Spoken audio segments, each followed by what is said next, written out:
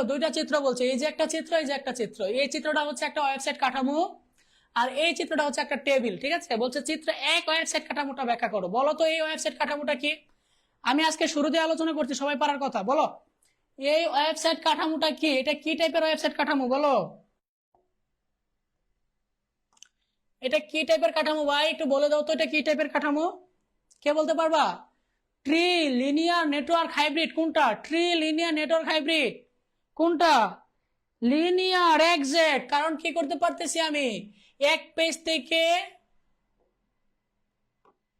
Next দিয়ে আমি পরের পেজে যেতে পারতেছি, এবং প্রিভিয়াস দিয়ে আমি কি করতে পারতেছি, আগের পেজে ব্যাক করতে পারতেছি। এটাকে বলা হচ্ছে লিনিয়ার কাঠামো। লিনিয়ার কাঠামো, ঠিক আছে। এই ওয়েবসাইট স্ট্রাকচারের নাম কি? এই ওয়েবসাইট স্ট্রাকচারের নাম হচ্ছে লিনিয়ার স্ট্রাকচার, তাই না? তুমি প্রথমে কি লিখবা?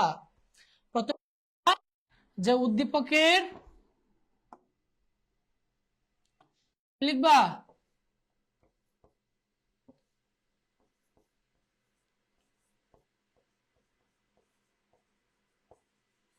উদ্দীপকের স্ট্রাকচার লিনিয়ার। এই যে এতটুকু লিখছো, এতে তুমি 2 নাম্বার পেয়ে গেছো। এবার তোমাকে কি করতে হবে, লিনিয়ার স্ট্রাকচারটা হবে। লিনিয়ার স্ট্রাকচারের প্রথম ব্যাখ্যা কি? যেটা কি করা থাকে, নেক্সট পেজ থাকে, তাই না? তাই তো। এবং লিনিয়ার স্ট্রাকচারের সুবিধা কি? লিনিয়ার স্ট্রাকচারের সুবিধা হচ্ছে যে ব্যবহারকারী ইজিলি ব্যবহার করতে পারে। যে তোমার প্রথম পেজের কাজ শেষ, তুমি পরবর্তী পেজে যাবে, নেক্সট দিয়ে তুমি পরবর্তী পেজে চলে যাবে, তার পরবর্তী নেক্সট দিয়ে পরবর্তী পেজে চলে যাবে। এটা হচ্ছে তার একটা সুবিধা। আমি কি লিখতে পারতেছি এখানে,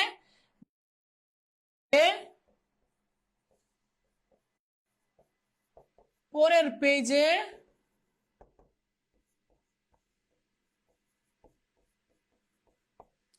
সহজে যাওয়া যায়,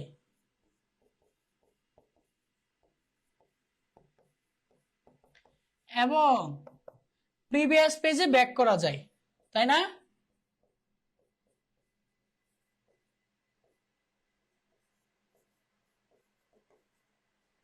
কি লিখতেছি এগুলা? আমার লেখা কি কিছু বোঝা যায়? না বুঝলে সমস্যা নাই, মুখে বলে দিচ্ছে। এই পেজের অসুবিধা কি? অসুবিধা হচ্ছে তুমি যদি 1 নাম্বার পেজের কাজ শেষ করে 2 নাম্বার পেজ শেষ করে 3 নাম্বার পেজে যাও, গিয়ে মনে হলো তোমাকে 1 নাম্বার পেজে ব্যাক করতে হবে, 1 নাম্বার পেজে একটা ভুল করে আসছো, তাহলে কিন্তু তুমি ভাইয়া ডিরেক্ট 1 নাম্বার পেজে আসতে পারবে না। তোমাকে 2 নাম্বার পেজ হয়ে আসতে হবে। এটা হচ্ছে ওই পেজের একটা বড় অসুবিধা। তাহলে এই অসুবিধাটা তুমি লিখে দিবা। আমি এখানে মুখে যে কথাটা বলবো এই পয়েন্টটা লিখে দিবা। পয়েন্টটা কি হবে, যে আমি 1 নাম্বার 2 নাম্বার পেজ কাজ শেষ করে 3 নাম্বার পেজে আসছি, এখন মনে হলো যে আমার 1 নাম্বার পেজের কোনো একটা কাজ বাকি আছে, তাহলে আমি ডিরেক্ট এই পেজ থেকে 3 নাম্বার পেজ থেকে 1 নাম্বার পেজে আসতে পারবো না, আমাকে বায়া 2 নাম্বার পেজ হয়েই আসতে হবে প্রিভিয়াস দিয়ে। এটা তার অসুবিধা। জাস্ট এই পয়েন্ট গুলাই লিখে দিবা, দ্যাটস আনসার। ঠিক আছে,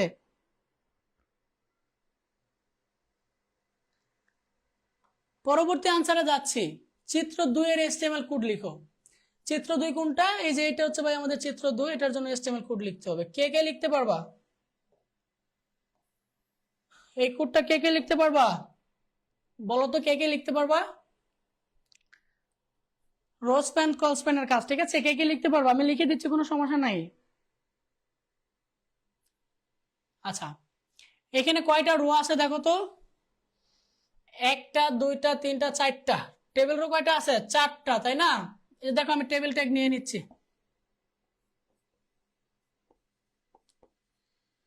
এবং ডিফল্ট বর্ডার দিয়ে দিচ্ছি 1। ঠিক আছে, প্রথম টেবিল রো, একটা ডাটা, এটাকে টেবিল হেডিং দিই।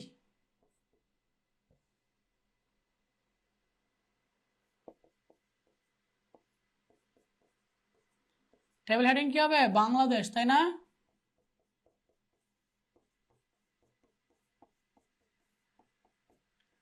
Table heading close.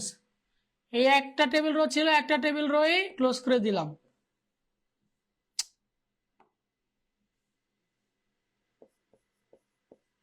Table row close করে দিলাম। এই হচ্ছে আমার 1 নম্বর টেবিল রো এর কাজ কিন্তু ভাই কাজ শেষ হয় না, কারণ 1 নম্বর টেবিল রো এ কি হয়েছে, কল স্প্যান হয়েছে। কল স্প্যান গুলা কি কি হয়েছে আমাকে দেখতে হবে। দেখো এই যে এই কলামটা কিন্তু ভাই এরকম ছিল, এই কলামটা কিন্তু ভাই এরকম ছিল, তাই না? তার মানে এই ডাটাতে কি হয়েছে, কল স্প্যান হয়েছে। এবং কল স্প্যানের ভ্যালু কত, এই যে 1 2 3, কল স্প্যানের ভ্যালু হচ্ছে 3। তার মানে এই ডাটাতে কল স্প্যানটা বলে দিতে হবে, ঠিক আছে? কল স্প্যানটা বলে দিতে হবে, কল স্প্যান। এবং ভ্যালু কত, ভ্যালু হচ্ছে 3। বুঝতে পারছি? এই হচ্ছে আমার 1 নম্বর টেবিল রো এর কাজ। এই হচ্ছে কি আমার 1 নম্বর টেবিল রো এর কাজ শেষ। এবার আমি 2 নম্বর টেবিল রো করব। 2 নম্বর টেবিল রোতে দেখো দুইটা ডাটা, এই যে একটা ডাটা, এই যে একটা ডাটা, এই দুইটা ডাটা হচ্ছে ভাইয়া 2 নম্বর টেবিল রো। প্রথম ডাটাতে ইমেজ যুক্ত করতে হবে, ঠিক আছে? ওকে, দেখো 2 নম্বর টেবিল রো নেই। এই যে আমার 2 নম্বর টেবিল রো শুরু হইলো, এই যে প্রথম ডাটা, তাই না? এখানে কি হয়েছে ভাইয়া, রো স্প্যান হয়েছে, দেখো। এবং রো স্প্যানের ভ্যালু কত দেখো তো, রো স্প্যানের ভ্যালু কত, এই যে দেখো, এই যে এই রোটা কিন্তু ভাই এরকম হওয়ার কথা, তাই না? এরকম হওয়ার কথা। তার মানে এখানে রো স্প্যান হয়েছে এবং ভ্যালু কত, 1 2 3, ভ্যালু হচ্ছে 3। রো স্প্যানের ভ্যালু কত হবে, 3, তাই না? ওকে, এবং এইটাতে কি করতে হবে, একটা ইমেজ যুক্ত করতে হবে। এই ইমেজটা কোনটা ভাইয়া, এই যে এই ইমেজটা। এই আমি এটা এই টেবিল রোতে কেন লিখছি, এখানে একটা মিস্টেক আছে। এই কল স্প্যানটা টেবিল রোতে হবে না তো ভাই, এই কল স্প্যানটা হবে হচ্ছে হেডিং এর ভিতরে, ঠিক আছে? এই যে এইখানে হবে। তো আমি লিখে আবার দিচ্ছি, আমি তখন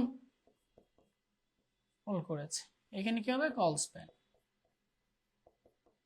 এবং ভ্যালু কত, 3। এবং এখানে ভ্যালু কি, বাংলাদেশ।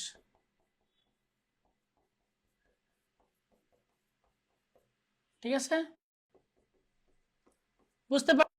এবার দেখো এই টেবিল ডাটাতে কি হবে, ইমেজ যুক্ত করতে কোন ট্যাগের সাহায্যে, সোর্স অ্যাট্রিবিউটে তার সোর্সটা বলে দিতে হবে। সোর্সটা কি, x.jpg, x.jpg। এবং তার ওয়াইড বলে দিতে হবে, ওয়াইড কত পিক্সেল, 90 পিক্সেল। এবং তার হাইট বলে দিতে হবে, হাইট কত পিক্সেল, 60 পিক্সেল। বুঝতে পারছি? এই তো ফাইনালি কি করতে হবে, টেবিল ডাটাকে ক্লোজ করে দিতে হবে। যে টেবিল ডাটাটা একটা ক্লোজ করে দিলাম, ঠিক আছে? এই হচ্ছে আমার 1 নম্বর টেবিল ডাটার কাজ। এবার 2 নম্বর টেবিল ডাটাতে আসো। 2 নম্বর টেবিল ডাটাতে কি, এক্স ডিভিশন, এক্স। এইখানে আবার একটা কল স্প্যান আছে, দেখো এই ডাটাতে একটা কি আছে, কল স্প্যান। একটু তাকায় দেখো, লক্ষ্য করো, এই যে এই ডাটা কিন্তু ভাই যে এরকম, এখানে কিন্তু এরকম, তাই না?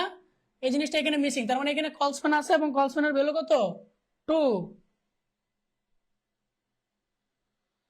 এখানে কি হবে, কল স্প্যান হবে, এবং কল স্প্যানের ভ্যালু হবে হচ্ছে 2, তাই না? এবং এখানে ডাটার নাম কি, এক্স ডিভিশন, এক্স ডিভিশন। এবং টেবিল ডাটা ক্লোজ।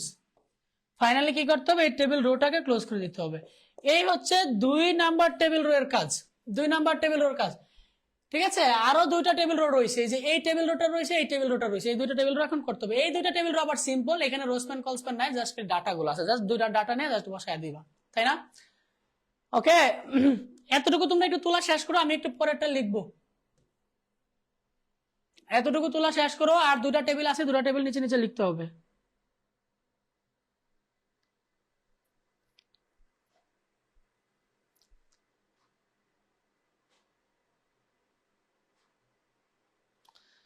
আচ্ছা, আমি উপরে একটু মুছে দিচ্ছি, 8 নাম্বার টেবিল রোটা মুছে দিচ্ছি, এখানে আমি লিখতেছি। এখন লিখবো হচ্ছে আমি 3 number table row, 3 number table row. এখানে 2টা ডাটা আছে। 3 নাম্বার টেবিল রোতে কয়টা ডাটা, এই যে একটা ডাটা, এই যে একটা ডাটা, 2টা ডাটা হচ্ছে 3 নাম্বার টেবিল রোতে, তাই না? এই 2টা ডাটা দিয়ে দিচ্ছি। এই যে একটা ডাটা, টেবিল ডাটা, প্রথম ডাটার নাম হচ্ছে এম, টেবিল ডাটা ক্লোজ। পরের টেবিল ডাটার নাম কি, S, table data close. Finally কি করতে হবে, টেবিল রোটা ক্লোজ করতে হবে। এটা হচ্ছে আমার 3 নাম্বার টেবিল রোর কাজ। ঠিক আছে, এবার 4 নাম্বার টেবিল রো দেখো দিচ্ছি। এই যে 4 নাম্বার টেবিল রো শুরু হইলো, প্রথম টেবিলটা কি এইচ, কাহিনী আছে ভাই, কাহিনী আছে। এইটা দেখো এখানে একটু কাহিনী আছে, হ্যাঁ, স্পেসিং সেলিং এর একটু কাহিনী আছে। এই এমটা দেখো, এটা কিন্তু ভাই সেন্টারে না, মাঝে না, এটা এই পাশে। এই এসটা হচ্ছে এই পাশে, এই এসটা হচ্ছে এই পাশে, দেখো সেন্টারে না, এটা কিন্তু এই পাশে। তার মানে কি এই ডাটাতে কি বলে দিতে হবে, এই ডাটাতে কি বলে দিতে হবে। আচ্ছা, এটা এটা আমি হচ্ছে অন্য একটা ক্লাসে দেখাবো, কারণ এটা নিয়ে আলোচনা করলে মোটামুটি ভালো একটা টাইম চলে যাবে।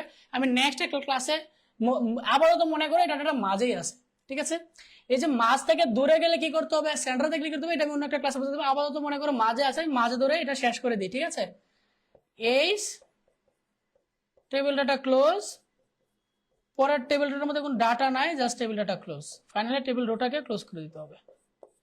এই হচ্ছে টেবিলের কাজ, ঠিক আছে।